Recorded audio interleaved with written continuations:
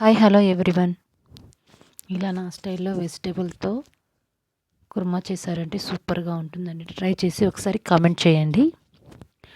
First stove on చేసుకొని stove మీద ఇలా ఒక కుక్కర్ పెట్టుకోవాలి. కుక్కర్ పెట్టుకున్న తర్వాత తగినంత ఆయిల్ వేసుకొని జీలకర్ర యాడ్ చేసుకోండి.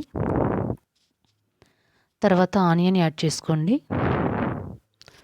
ఆనియన్ వేసుకున్న తర్వాత పచ్చిమిర్చి, 2 ఎండుమిర్చి కూడా యాడ్ చేసుకోండి. చాలా బాగుంటుంది టేస్ట్.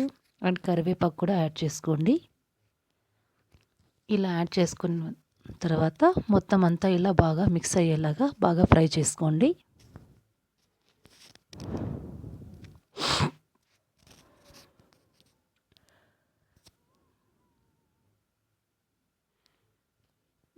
ఇలా బాగా ఫ్రై చేసుకున్న తర్వాత వెజిటేబుల్స్ అంతా ఇలా కట్ చేసి పెట్టుకోండి.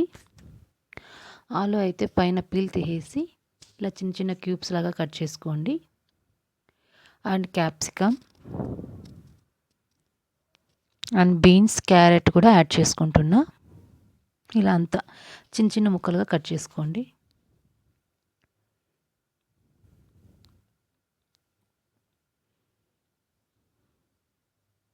ఇంకా మీ దగ్గర గ్రీన్ పీస్ ఉంటే కూడా యాడ్ చేసుకోండి, బఠానీ. తర్వాత నా దగ్గర కాలీఫ్లవర్ కూడా ఉందండి, అందుకని అది కూడా యాడ్ చేసుకుంటున్నా. కాలీఫ్లవర్ యాడ్ చేసుకునేటప్పుడు హాట్ వాటర్లో వేసి ఒక 2 మినిట్స్ తర్వాత వేసుకోండి.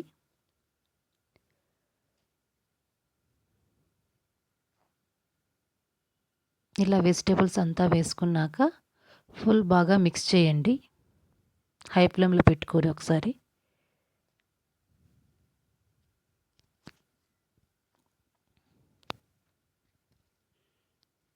ఇలా బాగా మిక్స్ చేసుకున్నాక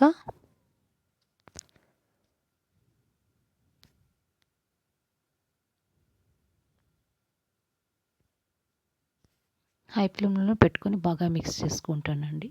అలానే కొంచెం బాగా ఇలా మిక్స్ చేసుకున్నాక తగినంత సాల్ట్ వేసుకోండి. కర్రీకి ఎంత కావాలంటే అంత సాల్ట్ వేసుకొని ఒకసారి బాగా మిక్స్ చేసుకోండి అగైన్.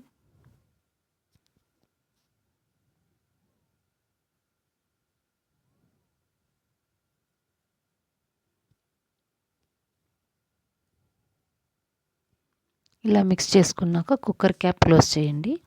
ఒక లో ఫ్లేమ్లో పెట్టుకోండి ఒక 1 మినిట్ అలా.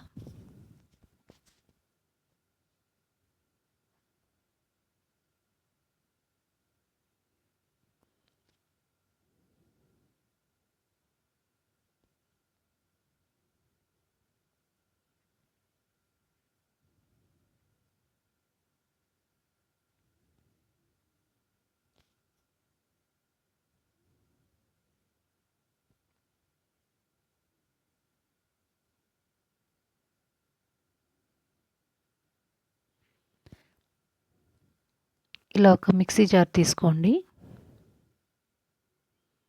మిక్సీ జార్లోనికి ఇది పచ్చి కొబ్బరి అండి.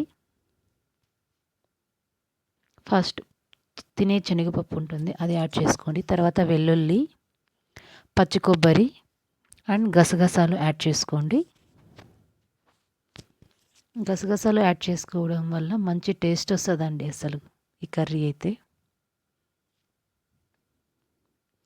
జీడిపప్పు ఉంటే కూడా యాడ్ చేసుకోవచ్చు, బట్ నా దగ్గర ప్రస్తుతానికి జీడిపప్పు లేదండి.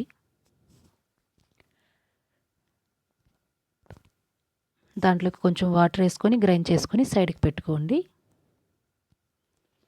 తర్వాత ఈ వెజిటేబుల్స్లో జస్ట్ ఒక 1.5 గ్లాస్ వాటర్, మరీ ఎక్కువ వేసుకోకండి.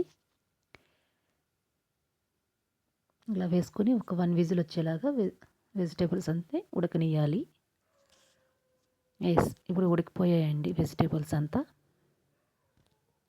ఇప్పుడు మనం గ్రైండ్ చేసుకున్నామే దాన్ని మసాలా మొత్తం దీంట్లో యాడ్ చేసుకోవాలి. ఇలా యాడ్ చేసుకొని బాగా మిక్స్ చేసుకోవాలండి. కన్సిస్టెన్సీ చూసుకోండి, మరీ తిక్కుగా ఉండనివ్వకండి. కొంచెం పలచగానే ఉంటే అది కొంచెం గట్టిగా అవుతుంది. తర్వాత కొత్తిమీరతో గార్నిష్ చేసుకోవడమే అండి. స్టవ్ కట్టేసేయండి, అయిపోయింది. Please like, share, subscribe to our channel Revathiram. ఒకసారి ట్రై చేసి కామెంట్ చేయండి ఎలా వచ్చిందో. ఇది పూరీలోకి బెస్ట్ కాంబినేషన్ అండి, చాలా బాగుంటుంది.